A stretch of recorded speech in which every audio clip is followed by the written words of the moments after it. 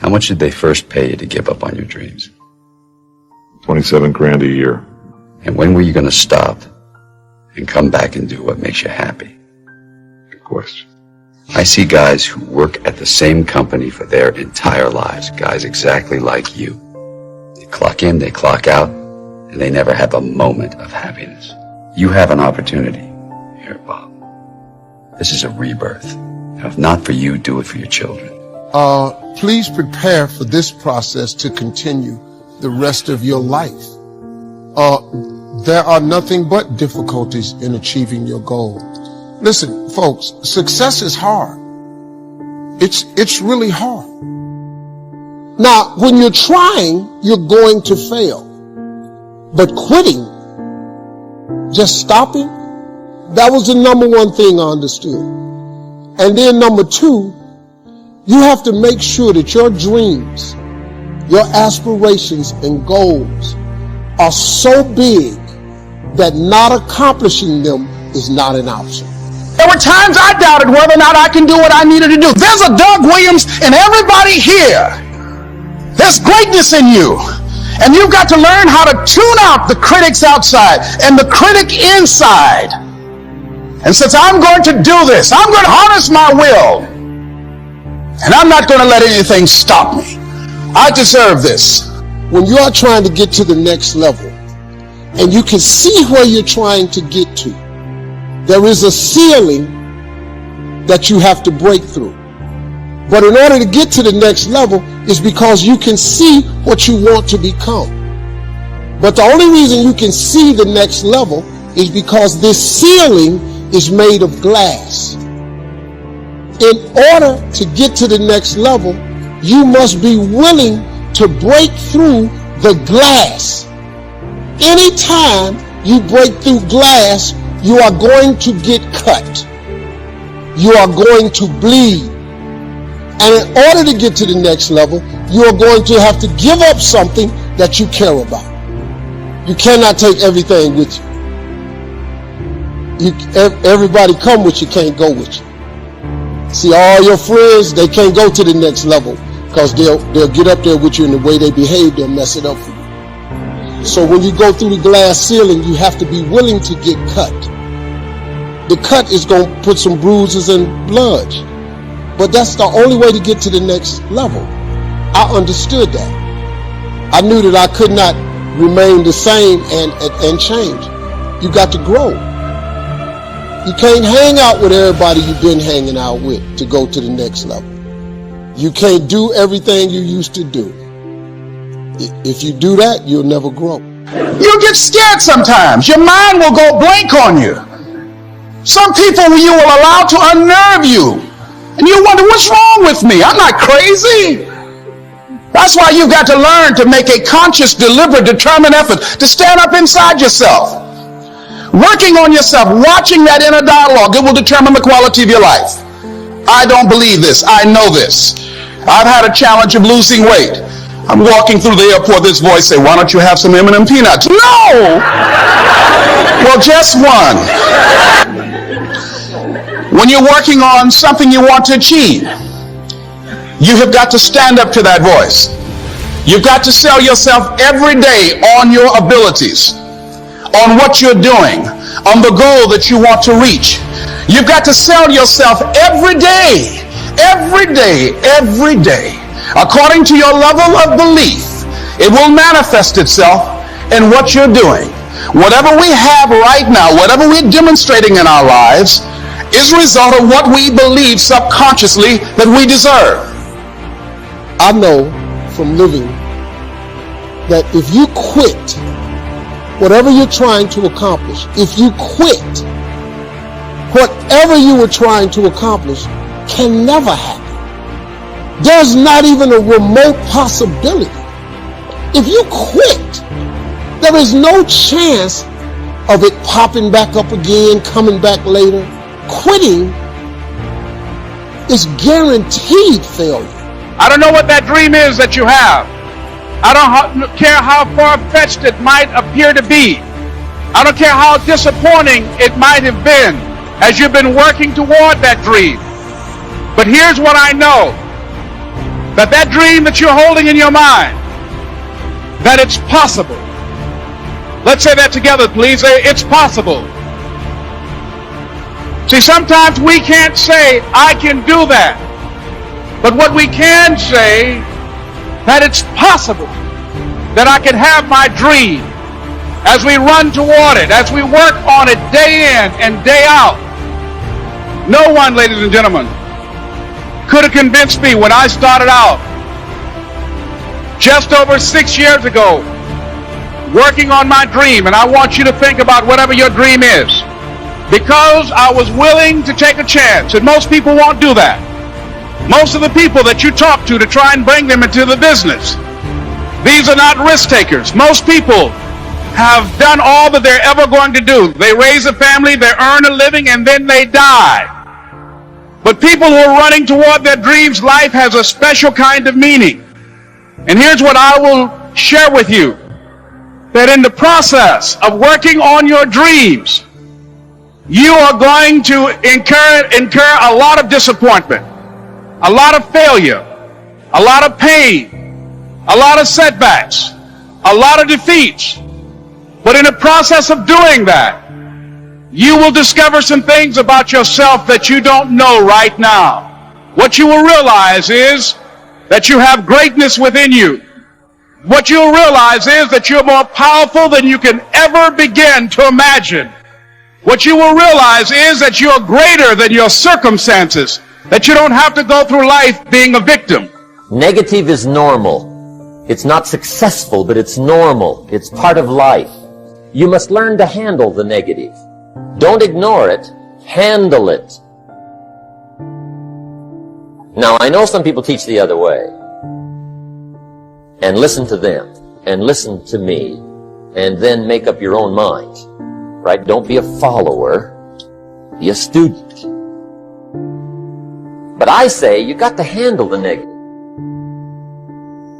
You don't have to live in it. You don't have to dwell on it. But you do have to handle it, my opinion. Gratitude erases negativity. I'm going to show you how this works. If you wake up in the morning, you start having negative thoughts. Man, this ain't my day. I woke up on the wrong side of the bed. I'm tripping. I just don't feel myself. Every time you feel in the middle of the day, if you feel yourself doing that, stop. Just stop for a second. And start going over in your mind everything you have to be grateful for. Not everything you want. Everything you already have. Because what you have is substantial. You just haven't gone over the list and taken inventory in a long time. But the fact that you can walk, that's a blessing.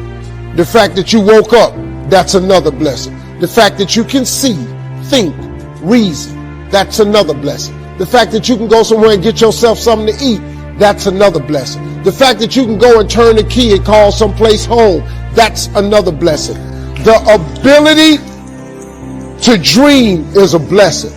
The fact that you have an opportunity to get it right is another blessing. The fact that you're beautiful, that's another blessing. The fact that you have any measure of health, that's another blessing. And I'm just talking to you, I don't even know you. I could give you 50 things you ought to be grateful for right now. I don't even know you. Start coating your mind with gratitude. It'll change everything for you. I was reading a book by Art Mandino called The University of Success. Read one line, gave me a chill. I didn't have to read anything else in the book. He said, many of us never realize our greatness because we become sidetracked by secondary activity. We spread ourselves too thin. Don't know how to say no. And we find ourselves doing all kinds of things and never ever have time to do those things that we need to do to work on ourselves. And then there goes a second. There goes another second. There goes another second. And we can't stop and hold time.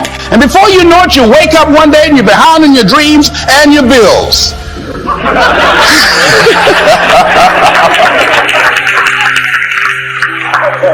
So decide that you're going to take some time to work on you, that you deserve that from yourself, that your life deserves some prime time, because you are creating your own production.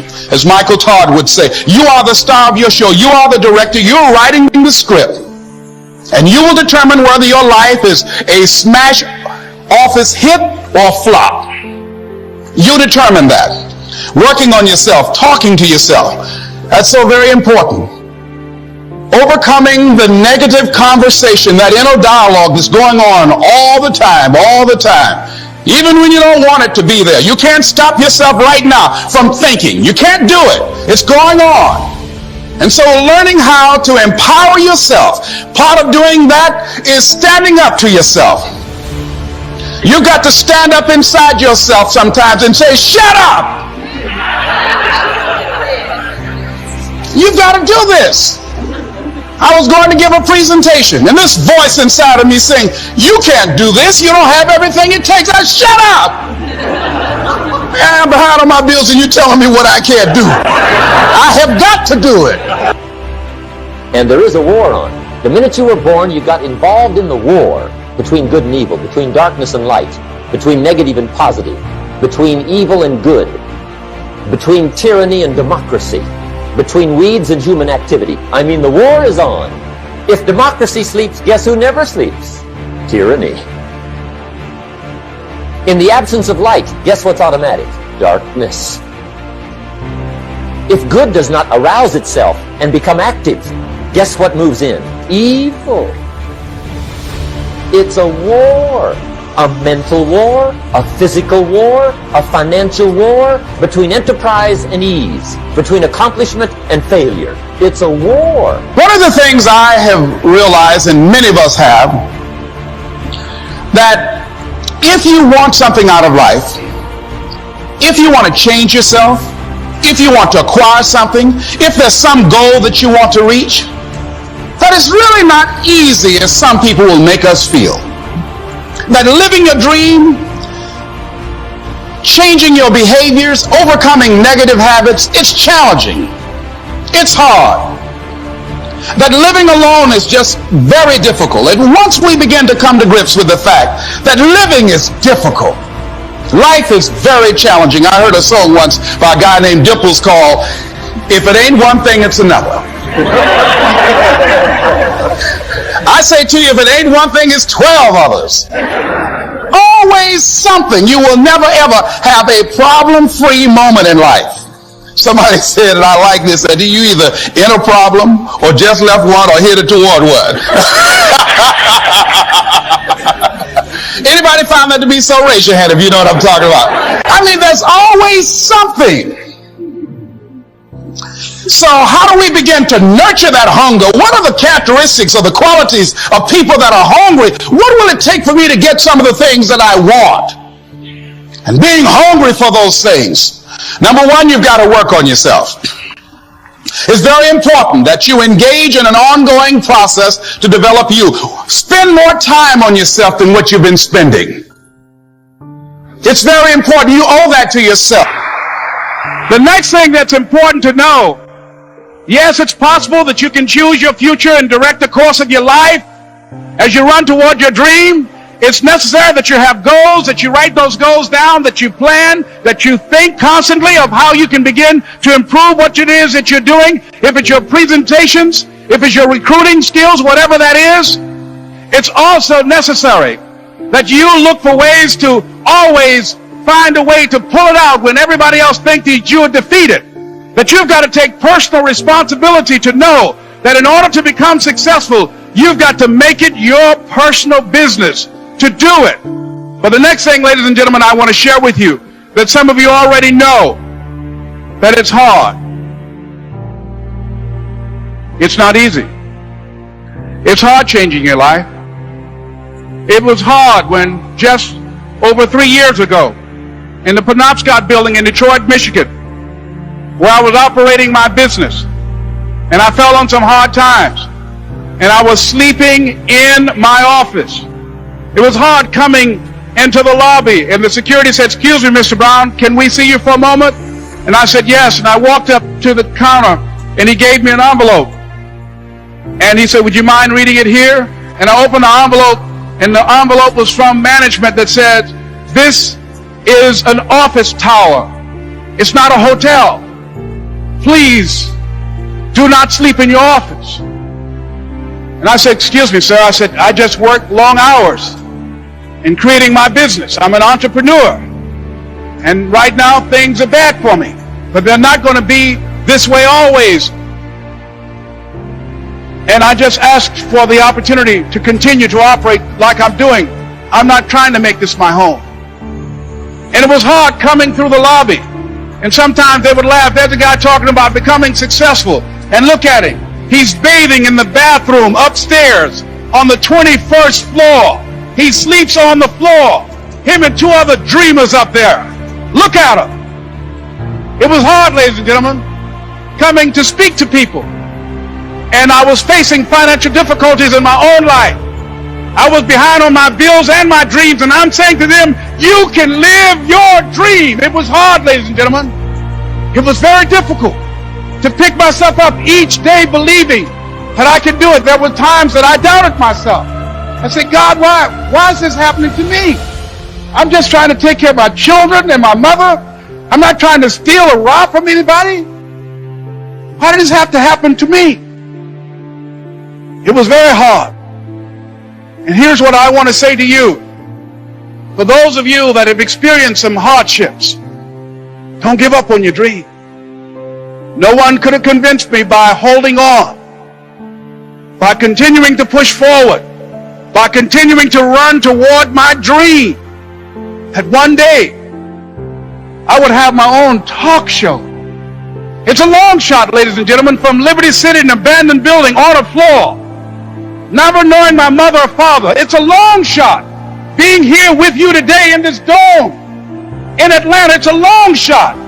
No college training, labeled educable, mentally retarded, but I kept running toward my dream.